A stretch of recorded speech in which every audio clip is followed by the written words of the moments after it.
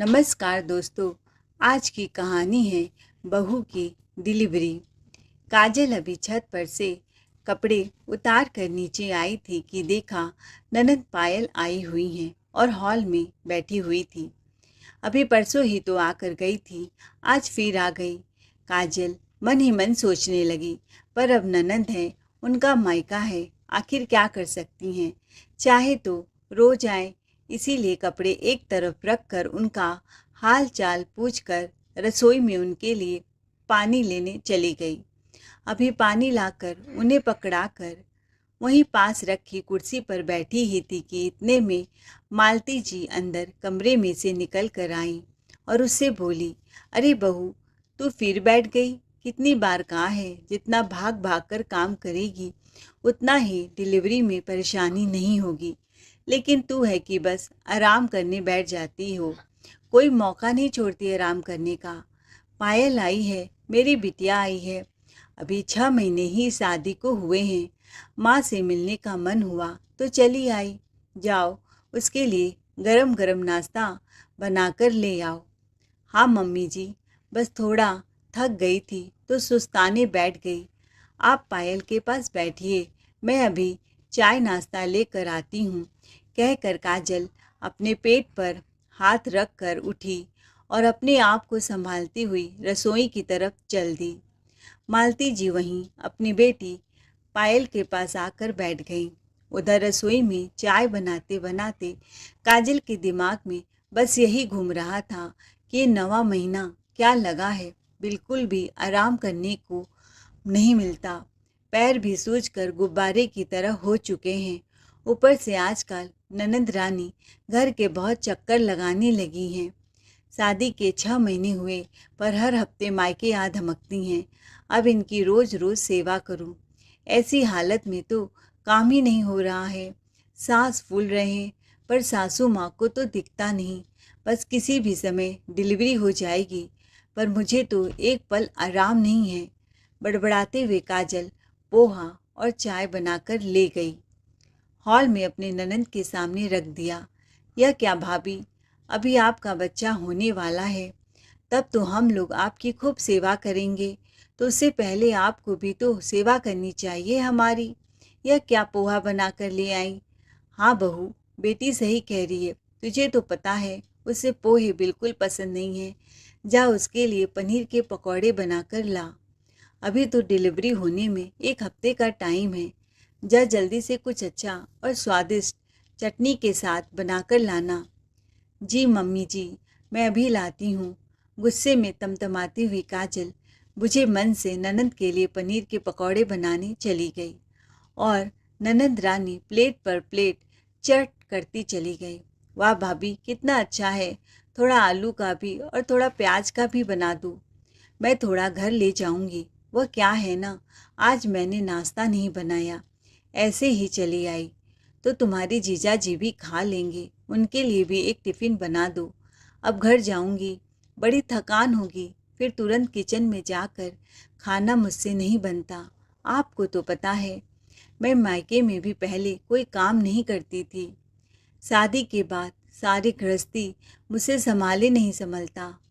हाँ बहू पायल सही कह रही है, एक काम कर, तू उसे एक डिब्बे पकौड़े पैक करके दे दे दामाद जी के लिए। और सुन, वह जो कल मिठाइयाँ और फल भी मैं लाई थी वह भी दे देना। कितनी दुबली हो गई है मेरी बेटी, कितना काम करना पड़ता है, सास ससुर और अपने ननद का। पर माँ जी, वो फल तो मैं खाऊंगी, मुझे भी तो चक्कर आते हैं। काजल ने किचन से आवाज़ लगाया। अरे, तू इतना कौन सा काम करती है कि तुझे चक्कर आ रहे हैं। एक सुबह से नाश्ता ही बनाया है और तुम्हें चक्कर आ रहे हैं। हाँ भाभी, अब यह सब ड्रामा बंद करो। पर उसी समय काजल के पेट में दर्द उठा और वह चीखने लगी। उसके हाथों से कलछी छूटकर ज़मीन में गिर गया। तो मालती जी ने अपने बेटे को ऑफिस में फ़ोन लगा के बुलाया और जल्दी से अपने पति के साथ अस्पताल के लिए निकल गई। अस्पताल में काजल को लेबर रूम में ले जाया गया। कुछ घंटे बाद नर्स ने आकर कहा, मुबारक हो, आप दादी बन गई हैं। घबराने की कोई ज़रूरत नहीं है, जच्चा बच्चा दोनों स्वस्थ हैं। घर में खुशी का माहौल था। काजल के ससुर जी भी खुश हुए। मुबारक हो मालती, तुम दादी बन गई और मैं दादा। जी हाँ, पर जिम्मेदारियां तो मेरी बढ़ गई। आपका क्या है? अब तो बहू कोई काम नहीं छुएगी, सारा काम तो मुझे। उफ मालती, ऐसे शुभ घड़ी में क्या अशुभ बोल रही हो? जब भी मुंह खोलती हो कड़वा ही बोलती हो। अब चुप हो जाओ। विशाल भी अपनी बेटी को गोद में लेकर खुशी से झूम उठा। पायल ने भाभी को माँ बनने की मुबारकबाद दी और वहीं से अपने ससुराल को लौट गई। उसे पता था अब मायके रहेगी तो भाभी की सेवा करनी पड़ेगी, इसीलिए वह चुपचाप वहाँ से निकल पड़ी।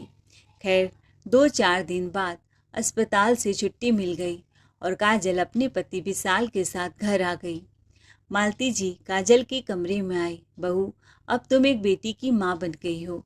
तुम्हारी जिम्मेदारियां बढ़ गई हैं। जैसे तुम इस घर को संभाल रही हो, ऐसे अपनी बेटी को भी अच्छे से संभालो। लो, अपनी बेटी को पकड़ो। उसके पास लिटाकर वह अपने कमरे में आराम करने चली गई। कुछ दिन तक मालती जी ने बहू को अच्छे ढंग से खाना पीना दिया, उसकी मालिश करवाई। मीठी का भी सुबह शाम मालिश करती। फिर एक दिन सुबह सुबह मालती जी बोली, बहू अब जितना तुम्हें आराम देना था दे चुके। अब मुझसे बुढ़ापे में इतना काम तो होता नहीं कि मैं अकेले इतना काम करूं। तुम्हारे पति को सुबह ऑफिस के लिए टिफ़िन बना कर दूं। तुम्हारे छोटे देवर को डॉक्टरी की पढ़ाई चल रही है, उसका भी समय समय पर ध्यान देना पड़ता है। तुम्हारे ससुर जी को तो डायबिटीज़ है, ससुर जी के लिए परहेज का खाना क्या क्या बनाऊं। अकेले अब मुझसे यह सब नहीं होता। अब तुम अपनी जिम्मेदारी संभालो। वैसे भी तुम्हारा बच्चा ऑपरेशन से तो हुआ नहीं है कि तुम 1 महीने पलंग तोड़ो। नॉर्मल डिलीवरी हुई है तो बस 10 दिन बहुत होता है। माँ जी, आपको मेरी हालत नहीं दिखती? मेरी ज़बान लड़खड़ा रही है, चक्कर आ रहा है, नसें तन गई हैं। शरीर में खून की कमी होने के कारण बहुत कमजोरी होती है। बाथरूम भी जाती हूँ तो चक्कर आते हैं। ऐसे में काम मुझसे नहीं हो पाएगा। माँ जी, आपसे काम नहीं हो रहा है तो पायल को ही बुला लीजिए। अरे बेटी, तो ससुराल की हो गई, कहाँ रोज़ रोज़ मायके मुंह उठाए चली आएगी। उसकी भी तो अपनी जिम्मेदारी है। अब वह तेरी सेवा करेगी कि अपने सास ससुर की? दीदी तो पहले रोज रोज घर के चक्कर काटती थी, हर दूसरे दिन आती थी। जब से बेटी हुई है कभी अपना शक्ल भी नहीं दिखानी आई। बहू, जवान जब चलाती हो तो चक्कर नहीं आता? उसके ऊपर ससुराल का बहुत प्रेशर है। उसके सास ससुर तीरथ पर गए हैं और दामाद जी को तो उसके हाथ का ही खाना खाना पसंद है। मालती जी कुछ भी बोले पर काजल सब समझ रही थी कि जब भाभी पायल को बना बना कर 56 भोग खिलाती थी तो पायल हर दूसरे दिन मुंह उठाए चली आती थी, और आज भाभी की सेवा करनी पड़े तो कैसे कामचोर ननंद ससुराल में बैठ गई। माँ जी, आपसे काम नहीं हो रहा है तो कोई मेड लगवा दीजिए, क्योंकि मैं सच में अभी बहुत तकलीफ में हूँ। आप तो खुद इस स्थिति से गुजरी हैं, इसीलिए तो कह रही हूँ बहू। मालती जी ने काजल की बात को बीच में काटते हुए बोला, हमारे समय में इतने नाटक नहीं होते थे। जब विशाल हुआ था मैंने 3 दिन में ही पूरे घर की बागडोर संभाल ली थी। खेत खलिहानों में काम पर जाया करती थी। मजाल हो मेरी सासू माँ बिस्तर पर 1 गिलास पानी पकड़ाई हो। 3 दिन में ही मेरी सास ने अपने रंग दिखाने शुरू कर दिए। तू तो भाग्यशाली है कि मैंने 10 दिन तक तेरी सेवा की। हमारे समय में गोबर पाथना, लकड़ी के चूल्हे में खाना बनाना होता था, गेहूं बिनना, न जाने कितना काम होता था। राम राम, भरा पूरा परिवार था, पर हमने उफ तक नहीं किया। रही बात नौकरानी की, तो तेरे पति की इतनी आमदनी नहीं है, एक बेटी का खर्च उठाए और साथ में नौकरानी का भी। वैसे भी हमने तो बर्तन धोने के लिए काम वाली लगा रखा है, इसीलिए तुझे अपने घर की परिस्थिति को समझना चाहिए। तुम्हारा देवर तो MBBS कर रहा है, उसकी पढ़ाई में बहुत खर्च होते हैं, तो हमारे पास भी इतने पैसे नहीं हैं बेफिजूल खर्च करे। माँ जी, मैं झूठ नहीं बोल रही हूँ। मुझे सच में बहुत कमज़ोरी फ़ील होती है। अभी टाँके पूरी तरह से सूखे नहीं हैं। जब मेरे मायके में मेरी भाभी को बेटा हुआ था, तो माँ ने उन्हें कम से कम 30-40 दिन तक बिस्तर से उठने नहीं दिया। मेरी माँ के भी घुटनों में बहुत दर्द होते थे, फिर भी उन्होंने अपनी सास का फ़र्ज अच्छी तरह से निभाया। उनका कहना था, बहुएं तो हमेशा सेवा करती हैं। इस समय जब उन्हें आराम की ज़रूरत है, तो मैं अपने फ़र्ज से पीछे क्यों हटूं? पर आप तो 10 दिन में ही हाथ खड़े कर दिए। अब तू मुझे ज्ञान बांटेगी? अपने ज्ञान अपने पास रख। वैसे भी तेरी भाभी को बेटा हुआ था, बेटी नहीं। और तो और तेरी माँ ने एक काम वाली भी मदद के लिए लगवाया था, जिसका खर्चा तेरे भाई ने दिया था। पर यहाँ तो इसीलिए अब उठ जा, नखरे मत दिखा और किचन संभाल। मुझसे यह सब अब नहीं होगा। काजल रुआसी होते हुए बोली, माँ जी, डॉक्टर ने भी बोला था कम से कम 30 दिन तक मुझे फुल बेड रेस्ट की ज़रूरत है। जब शरीर ही कमज़ोर रहेगा तो मैं परिवार की जिम्मेदारी कैसे निभाऊंगी? अपने बच्चों को कैसे पालूंगी? मालती जी ने अपनी बहू की बात को अनसुना कर कमरे से बाहर चली गई। काजल उन्हें जाते हुए देखती रह गई। सुबह से भूखी थी, नाश्ता भी नहीं मिला था और सासू माँ ने किचन संभालने की बात बोलकर खुद अपने कमरे में रजाई ताने सोने चली गई। काजल नहा धोकर जैसे तैसे उठकर किचन में पहुंची। उसकी आंखों के कोर भीग गए थे, हाथों में भी फुर्ती नहीं थी, खड़े होने में भी पैरों में तकलीफ होती थी। काजल ने सबसे पहले अपने पति के लिए नाश्ता बनाया, फिर ऑफिस के लिए टिफ़िन, ससुर जी के लिए दूध वाला दलिया और फिर जाकर सासू माँ और देवर को नाश्ता पकड़ाया। इसी बीच छोटी मीठी उठकर खूब तेज तेज रोने लगी, तो सासू माँ नाश्ता करते हुए बोली, बहू तुझे सुनाई नहीं देता? जाकर पहले अपनी बेटी को संभाल।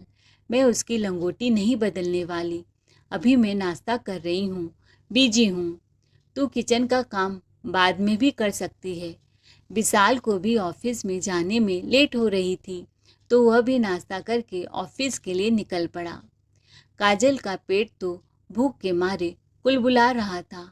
वह जल्दी से सब काम धाम छोड़कर अपनी रोती बिलखती बच्ची को गोद में लिया।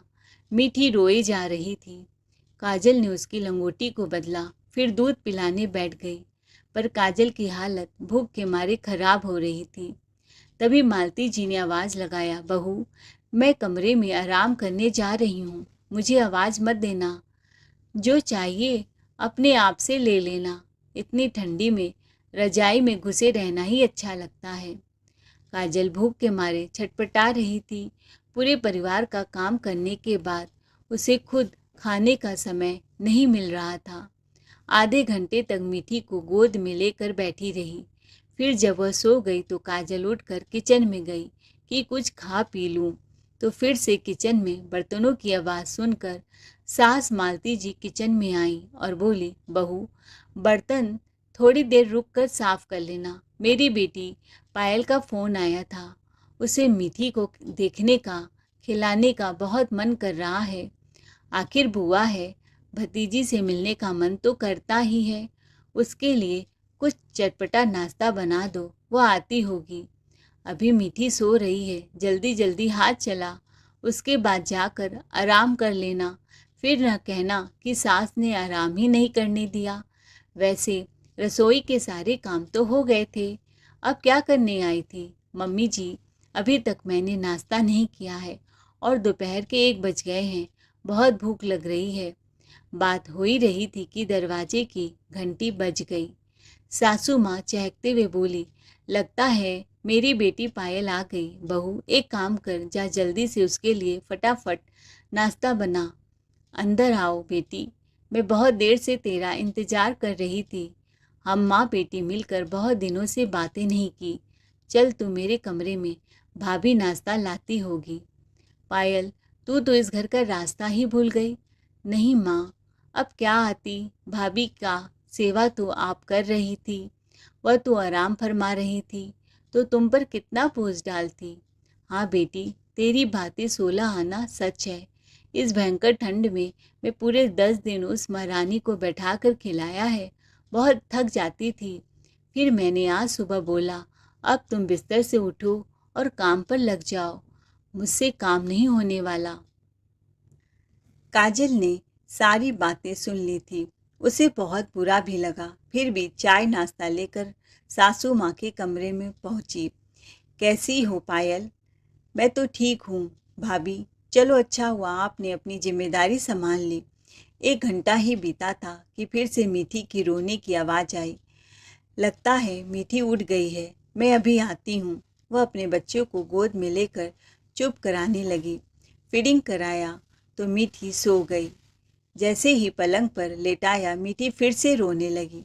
काजल बार बार उसे चुप करा के सुलाती, लेकिन वह पलंग पर जाते ही उठ जाती। उसके रोने की आवाज़ से मालती जी और पायल काजल के कमरे में पहुंची। क्या हुआ बहू, एक बच्चा नहीं संभाल पा रही हो? इतना क्यों रो रही है? माँ जी, पलंग पर सुला रही हूँ तो रोए जा रही है, गोदी छोड़ती ही नहीं है।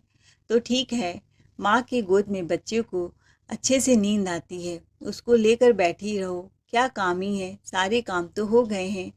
माँ जी, 2 बजने को है, मुझे बहुत तेज भूख लग रही है, भूख के मारे चक्कर आ रहे हैं।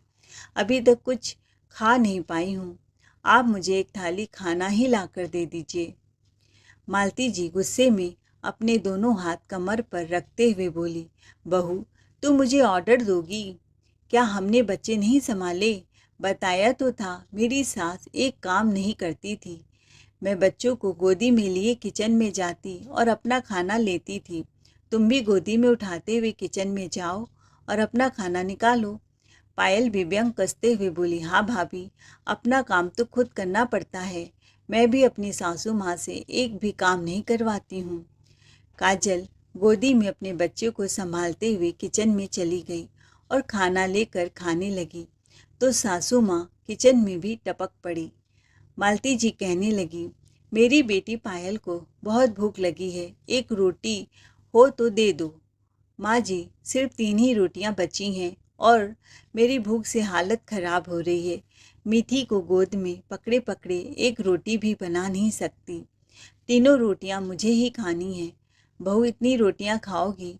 अपना शरीर देखा है, पेट आगे से निकला हुआ है, पूरा शरीर फूल कर गुब्बारा हो गया है। इतना खाना ठूस ठूस कर खाओगी तो मेरे बेटे का मन इधर उधर भटकने लगेगा। अपने फिगर का ध्यान रखो। ऐसा करो, तुम पानी पीकर पेट भर लो। इतना कहकर वह रोटी के डिब्बे से एक रोटी लेकर पायल को खाने को दे देती हैं। काजल आधा पेट खाना खाए भूख से छटपटाते रह गई। पेट तो उसका भरा नहीं था, पर अब उसका शरीर जवाब दे चुका था। जो टाँके लगे थे उसमें भी बहुत जलन हो रही थी।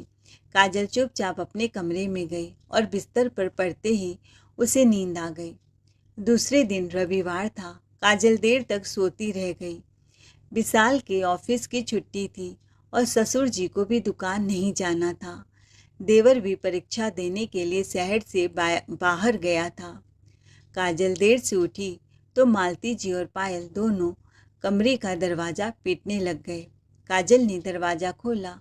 बहू, यह क्या? जब से बच्चा हुआ है तुम तो अपने आप को कहीं की महारानी समझ बैठी हो। बिस्तर पर पड़ी रहोगी तो घर का काम कौन करेगा? अरे विशाल के ऑफिस की छुट्टी है तो हम माँ बेटी भी पेट में ताला लगा लें। चाय पानी के लिए कब से इंतजार कर रहे हैं। उसका पति विशाल भी माँ और बहन के तेज आवाज़ से उठ चुका था, पर उसने काजल के पक्ष में कुछ नहीं कहा। सुबह सुबह सास ननद के उलाहने से काजल की आंखों में आंसू आ गए। सास क्या कम थी कि पायल भी सुनाने में कोई कसर न छोड़ती। वैसे भी मीठी ने काजल को रात भर सोने नहीं दिया। उसे बुखार जो था, इतना कुछ सुना दिया। पति ने साथ देने के बजाय उसने भी चुप्पी साध ली। सासू माँ के कमरे से जाते ही काजल ने अपने पति विशाल से बोला, आपको भी कुछ दिखाई नहीं देता? अपनी बेटी की जिम्मेदारी अकेले मेरी ही है, यह आपकी बेटी नहीं है। सब घरों में परिवार के सदस्य मिलकर काम करते हैं, एक दूसरे का सहयोग करते हैं, और यहाँ 10 दिन के बाद ही किचन के सारे परिवार की पूरी जिम्मेदारी मेरे कंधों पर डाल दी गई। मैं अकेली यह सब कैसे करूं? मीठी को बुखार हो गया है, मम्मी जी कोई हेल्प करती नहीं, ऊपर से पायल भी आ गई है। तो विशाल ने कहा, पायल तो 2-3 दिन में अपने ससुराल चली जाएगी, कितना काम ही होता है एक व्यक्ति के आने से। और माँ ने बोला है कि बच्चे संभालना माँ की जिम्मेदारी होती है। मैं तो ऑफिस से खुद थका हारा आता हूँ, मैं तुम्हारी क्या हेल्प कर पाऊँगा? एक दिन तो छुट्टी मिलती है मुश्किल से। एक तो ऑफिस का टेंशन रहता है, ऊपर से तुम भी रोना धोना लेकर बैठ गई। मुझे अभी अपने दोस्त के घर जाना है, यह सब तुम ही संभालो, मुझसे कोई उम्मीद मत करना। कहते हुए विशाल टॉवेल लेकर बाथरूम जाने लगा। तो आप भी कान खोलकर सुन लीजिए, यह बात याद रखिएगा, मैं कभी नहीं भूलूंगी कि आपके परिवार ने मुझे कितना रुलाया है, मेरा सॉरी खराब किया है। इससे अच्छा होता मैं मायके चली जाती और 1 महीने आराम से सेवा करवा लेती, मुझे इतनी तकलीफ तो नहीं होती। माँ बनने की अच्छी कीमत अदा कर रही हूँ इस घर में, हर समय ताना सुनती हूँ और भूखे पेट रहती हूँ, बस सबकी जी हजूरी करने में लगी रहती हूँ। अब तो काजल ने दृढ़ निश्चय कर लिया, वह किसी की कोई हेल्प नहीं लेगी। अपनी बीमार बेटी को दवा पिलाया और उसको सुलाकर किचन में काम करने चली गई। भागते भागते किचन में काम किया और जब भी मीठी रोती किसी को आवाज़ न लगाती कि मम्मी जी बच्चा पकड़ लीजिए या नैपी चेंज कर दीजिए, वह खुद काम छोड़कर आती। कुछ दिन बाद किचन में ही पालना एक किनारे रख दिया, बच्ची को संभालते संभालते खाना बनाती और वहीं बैठकर दूध पिलाती। बस शाम को ससुर जी दुकान से आते तो पोती के साथ खेलते, उसके लिए खिलौने लाते। दादा का प्यार मीठी को भरपूर मिल रहा था, पर दादी बुआ और पापा के प्यार से वह मासूम बच्ची अभी भी वंचित थी। समय बच्चों में कब बीत गया काजल को पता ही नहीं चला। छोटी सी मीठी अब बड़ी हो गई थी, 2 साल की हो गई। फिर एक दिन जब हॉल में सब लोग बैठकर नाश्ता कर रहे थे तो उनकी बेटी पायल का फ़ोन आया। माँ, मैं अपनी डिलीवरी के लिए मायके आना चाहती हूँ, मेरे बच्चे की हालत नाजुक है, खून की कमी बताई है डॉक्टर ने, ऐसे में कोई अपना ध्यान रखने वाला होगा तो ही बच्चा और जच्चा सही रहेंगे। मेरी सास से मेरी बिल्कुल बनती नहीं तो वह मेरी सॉरी नहीं करेंगी। मालती जी बोली, अपने घर आने के लिए भी बेटियों को इजाज़त लेना पड़ेगा क्या? पायल, ऐसी हालत में ज़्यादा चिंता मत कर, हम सब है ना, तू चली आ, तेरी भाभी है, मैं हूँ, अब तो मीठी भी 2 साल की हो गई है, तेरा सब कुछ अच्छे से हो जाएगा, हम सब तेरी जिम्मेदारी संभाल लेंगे, तुझे भरपूर आराम मिलेगा। ससुराल में कौन बहू का करता है जो तेरी सास करेगी? हाँ माँ, मैं आज ही घर चली आती हूँ। पायल जब घर पहुंची तो उसके माँ पिता और विशाल सब खुश हो गए, पर काजल के चेहरे में कोई खुशी नहीं थी। वह बस अपनी बेटी में ही बिजी रहती, उसी के साथ मस्ती करती रहती। 2-4 दिन बाद पायल ने एक प्यारी सी बेटी को जन्म दिया। घर के सारे सदस्य अस्पताल पायल की बेटी को देखने पहुँचे, पर काजल नहीं गई। जब 5 दिन के बाद पायल को अस्पताल से छुट्टी मिली, मालती जी बोली, बहू तुम मामी बन गई हो, तुम्हारी जिम्मेदारी है कि ननद और उसकी बेटी का सेवा करो। पायल कम से कम 2 महीने तो बिस्तर पर आराम करेगी, बहुत कमज़ोर है, डॉक्टर ने खून की कमी बताई है, तो उसके लिए सूप जूस का समय पर प्रबंध कर देना। तुम्हें तो इस चीज़ का अनुभव है कि कैसे एक बच्चे की माँ का ध्यान रखना चाहिए, उसके खाने पीने का सब जिम्मेदारी तुम्हारे ऊपर है। अब से काजल चुपचाप एक थाली में खाना लेकर गई और पायल को खाने को दिया। खाना देखते ही नक चढ़ी पायल ने कहा, भाभी सिर्फ 2 रोटी से क्या होता है, 2 रोटियां और ले आती, ऐसे में भूख बहुत लगती है, आपको तो पता है ना। ननंद जी, आप ही ने कहा था ना कि मैं खाना खाकर टुनटुन हो रही हूँ, मुझे अपने फिगर का ध्यान रखना चाहिए, आपका भी पेट निकल गया है, भैंसे जैसा फूल जाएगा। अगर आप ज़्यादा खाएंगी तो जीजा जी भी अगल बगल की औरतों को झांकने लगेंगे। और मैं यहाँ कोई आपकी सेवा करने नहीं, बल्कि यह बताने आई हूँ कि आप अपने ससुराल जाइए, क्योंकि मेरा सौरी खराब हुआ था तो उस समय मेरी मदद करने कोई नहीं आया था। मैंने मीठी को अपने दम पर पाला है, और आप कोई महारानी नहीं है कि मैं आपको 2 महीने तक बिस्तर पर पड़े पड़े खाना खिलाऊंगी। जब माँ जी एक औरत होते हुए मेरी तकलीफ को नहीं समझी, तो मैं आपकी तकलीफ को क्यों समझूं? उसी समय विशाल आया। जब काजल तेज आवाज में चिल्ला रही थी तो वह भी कमरे से बाहर निकल आया। साथ में काजल के ससुर भी आ गए। यह क्या तमाशा कर रही हो काजल? विशाल ने कहा। देख विशाल बेटा, बहू पायल के खाने का हिसाब ले रही है, कह रही है अपने ससुराल जाओ। विशाल गुस्से में बोला, यह पायल का मायका है, सेवा करना तुम्हारा फर्ज है। तुम उसकी भाभी हो काजल। भाभी? कैसी भाभी? तब तो आपकी आवाज़ नहीं निकली जब आपकी माँ और पायल ने मेरी तकलीफ नहीं समझी, मेरी सेवा करने से इनकार कर दिया, और आज आपके मुंह में जुबान आ गई। अरे बच्चे की माँ को ही अपने बच्चे को संभालना होता है। पायल ने भी कोई बेटा पैदा नहीं किया है कि मैं उनकी 2 महीने सेवा करूं। यही कहा था ना आप लोगों ने उस समय। मेरी बच्ची बुखार में तड़प रही थी।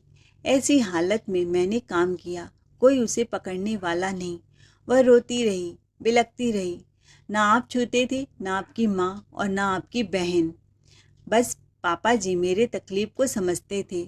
ऐसा कहते हुए काजल की आंखों से झरझर आंसू बहने लगे।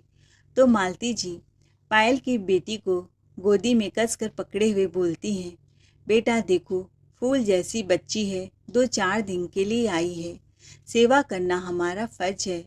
विशाल ने अपनी माँ की तरफ देखा। उसने भी हाथ जोड़ लिए। माफ़ करो माँ, मैंने उस दिन भी कुछ नहीं बोला था, आज भी कुछ नहीं बोलूँगा। यहाँ काजल गलत नहीं है।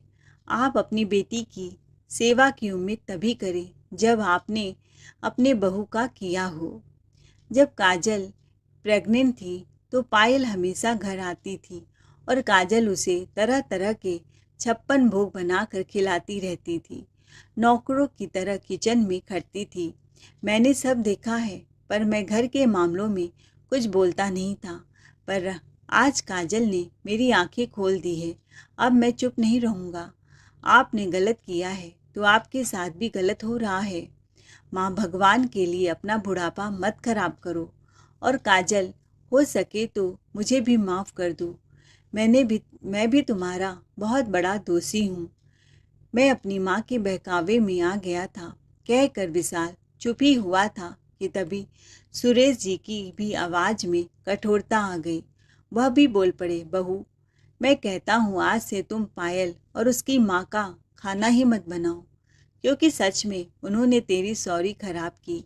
मैं कुछ कहता था तो यह मुझे ही आंख दिखाती थी, और मैं डर से लड़ाई झगड़ा न हो इसलिए कुछ बोलता नहीं था। इसी का इसने फ़ायदा उठाया। अरे भाग्यवान, जो नियम कानून तुमने अपनी बहू के लिए बनाए हैं वही तो तुम्हारी बेटी पर लागू होगा। बहू को तुमने 10 दिन आराम दिया और बेटी को तुम 2 महीने आराम देना चाहती हो। पोती का तो तुम लंगोटी नहीं बदलती थी, और नवासी तो तेरी रोज़ साड़ी गीली करती है, फिर भी उसको गोदी में चिपकाए हुए हो। कभी 1 मिनट भी उसको गोदी में उतारती नहीं हो। मालती जी, तुम बहू के मुश्किल समय में उसका सहारा नहीं बनी तो वह तुम्हारी बेटी का सहारा क्यों बने? बुलाओ दामाद जी को अभी के अभी। पायल बेटी को उसके ससुराल भेजो। जो उनकी माँ का फ़र्ज है वह करे, जो हमारा फ़र्ज है हम वही करेंगे। मेरी बहू किसी की नौकरानी नहीं है। बहुत कर लिया तुमने अपनी मनमानी, और आज तुम्हारी वजह से यह घर महाभारत का मैदान बन गया है। अब से तुम वही करोगी जो मैं कहूँगा। मालती जी से कुछ कहते न बना, क्योंकि आज पहली बार बेटे और पति ने भी पलटकर जवाब दिया था। उनकी बोलती बंद हो गई थी। उन्होंने दामाद जी को फ़ोन करके बुलाया और पायल को ससुराल ले जाने के लिए बोला। तो दोस्तों, आपको क्या लगता है, काजल ने जो किया सही किया या गलत? कहानी पसंद आई हो तो चैनल को लाइक करें, शेयर करें और सब्सक्राइब करें। Thanks for watching ARK voice 517।